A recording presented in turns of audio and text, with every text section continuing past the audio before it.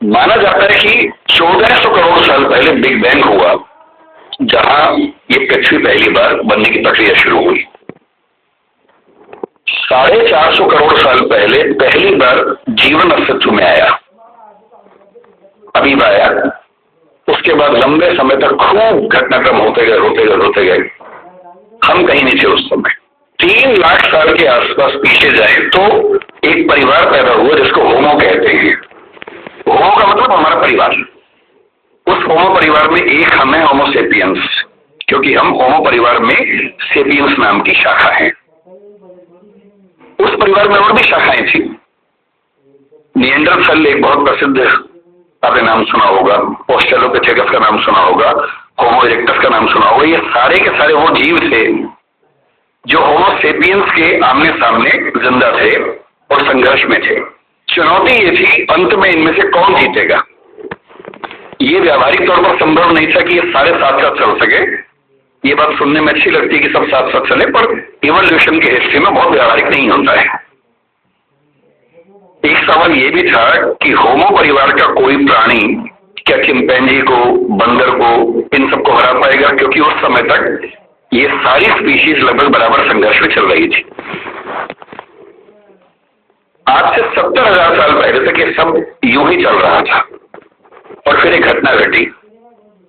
उस घटना को सेपियंस किताब के लेखक ने, जिनका नाम युवाल नोआ हरारी है, उन्होंने संज्ञानात्मक क्रांति या कॉग्निटिव रिवॉल्यूशन का नाम दिया और ये घटना 40,000 साल तक चलती रही।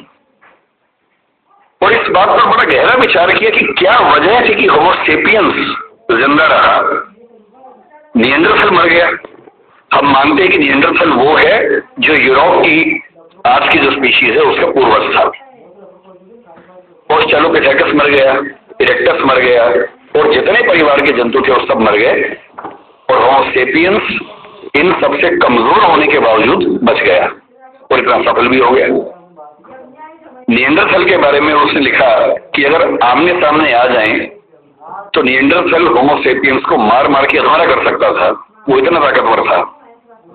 उसके बाद भी खत्म हो गया। क्यों खत्म हो गया?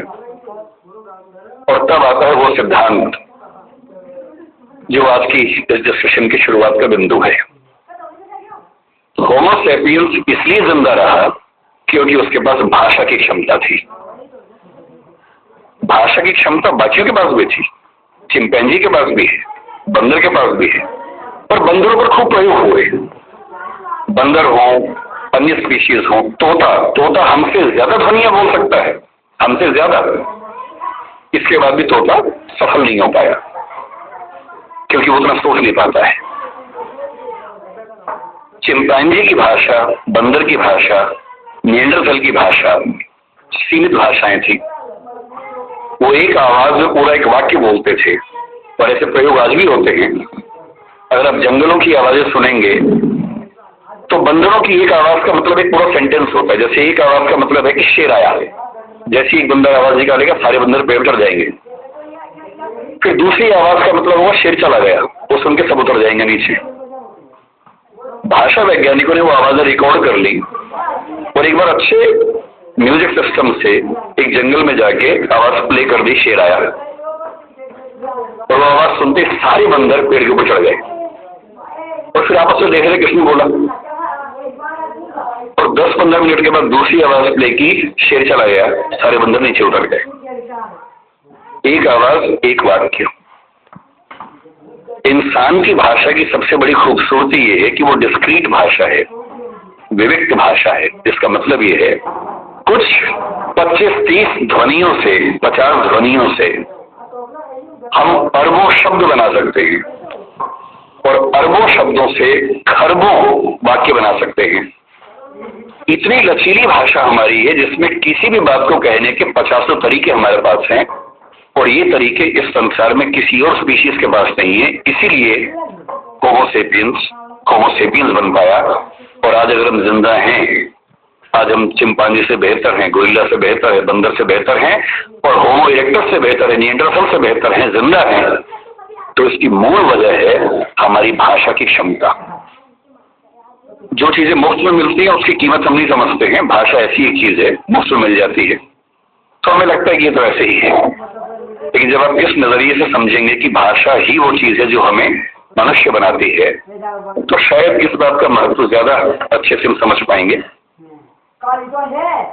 भाषा को लेकर झगड़ा जो आज के समय में है, हम आज हिंदी की बात कर रहे हैं, किसी और कोने में कोई किसी और भाषा की बात कर रहा होगा। ऐसा क्यों नहीं होता कि दुनिया में एक ही भाषा होती? ऐसा क्यों है कि भाषाएं बहुत सारी हैं? ना बहुत सारी भाषाएं होती, ना झगड़े होते, सब एक ही भाषा बोल रहे होते। सोचने में कितना अच्छा लगता है। तो ओल्ड टेस्टामेंट में जो यहूदियों का बाइबल का हिस्सा है, उसमें कहानी आती है, उसको बोलते हैं बेबीलोनिया की या बाबिल की कहानी। कहानी ये है कि एक बार ईश्वर ने, यहूदियों के ईश्वर याहवे ने, जब देखा कि मनुष्य बहुत पाप कर रहे हैं, तो उसने बहुत तेज बाढ़ पैदा की। ये वही बाढ़ है जो आपने आज से 10 साल पहले एक फिल्म 2012 में देखी होगी। ये उसी बाढ़ की कहानी है। इतनी ज्यादा बाढ़ की सारी इंसानी सभ्यता नष्ट हो गई, क्योंकि ये लोग इतने पापी हैं। और ईश्वर को ये लगा कि मैंने गलती कर दी इन लोगों को मनुष्य बना के, इनके तो पाप खत्म नहीं होते हैं। नाराज होकर उसने सारी सभ्यता को विनाश करने के कगार पे खड़ा कर दिया। हम भारतीय सभ्यता में प्रलय की कल्पना करते हैं, कुछ कुछ वैसी कल्पना वहां पर एक बाढ़ की कल्पना है। और तब ईश्वर को यह भी लगा कि अगर सारे खत्म हो जाएंगे तो सृष्टि बनाने का जो पर्पस था वो खत्म हो जाएगा। तो ईश्वर ने अपने एक नबी को भेजा जिनका नाम था नूह या नोआह। ये युवाल नोआह हरारी के बीच में जो नाम है नोआह, ये वही नोआह नाम है। और उनसे कहा कि तुम जाओ, जितनी भी स्पीशीज है उन सब की एक एक पेड़ को बचा लो ताकि सभ्यता को फिर से शुरू कर सके। तो नोआह ने एक जहाज का निर्माण किया, पानी के जहाज का निर्माण किया। सारी स्पीशीज के एक एक पेड़ को उस पर रखा, अपने परिवार को रखा और बाढ़ से बचा लिया। और उसके बाद नई सभ्यता शुरू हुई। और जब नई सभ्यता शुरू हुई तो बेबीलोनिया के राजा के मन में एक विचार आया कि अगर हम एक इतनी ऊंची मीनार बना लें कि किसी भी बाढ़ में हम डूबे ही नहीं, तो चिंता खत्म हो जाएगी। तो बाबेल नाम के स्थान पर, बेबीलोनिया का स्थान था, एक टावर बनना शुरू हुआ। ये बाइबल में जेनेसिस की कहानी है। टावर बनने लगा, काफी ऊंचा बन गया। पर बनते बनते ईश्वर को ये लगा कि ये मेरी शान में गुस्ताखी हो रही है, क्योंकि मैं बाढ़ ले आऊंगा उससे बचने के लिए, ये मेरे खिलाफ साजिश कर रहे हैं। तो ईश्वर ने क्या किया, एक कमाल कर दिया। उसने उस टावर पर काम करने वाले व्यक्तियों और बाकी व्यक्तियों को भाषाओं में बांट दिया ताकि वो एक दूसरे की बात ना समझ सके। एक कहानी चलती है कि अगर आप चाहते हैं कि सारे मनुष्य एक ना हो तो उनको भाषाओं में बांट दीजिए। और उसके बाद से आज तक सारे मनुष्य आपस में झगड़ा कर रहे हैं। ये कहानी ऐतिहासिक रूप से कितनी सही है मुझे नहीं पता, मिथक है, धर्म की बात है। पर ऐसी कहानियां किसी कंसेप्ट को समझने के लिए बहुत काम की कहानियां होती हैं। और जब मैं भाषा के प्रश्न को देखता हूँ तो मैं दो नजरियों से देखना पसंद करता हूँ। पहली बात, भाषा वो है जो हमें मनुष्य बनाती है।